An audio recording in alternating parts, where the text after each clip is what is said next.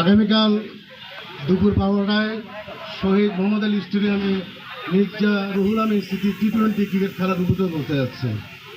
আজকের এই আয়োজন একটা বর্ণাঢ্য আয়োজন, আপনারা সকালেই দেখলেন। এটা আপনারা যারা আছেন, আপনাদের কাছে আমার অনুরোধ থাকবে, এই টুর্নামেন্টের সবার আহ্বায়ক কমিটির সবার পক্ষ থেকে আপনারা প্রত্যেকটা খেলা উপভোগ করবেন এবং একই সাথে প্রতিটি খেলায় আপনারা আপনাদের যেসব মিডিয়া আছে সেসব মিডিয়ায় আনবেন, যেন মানুষ এই খেলার প্রতি আরও বেশি আকৃষ্ট হয়।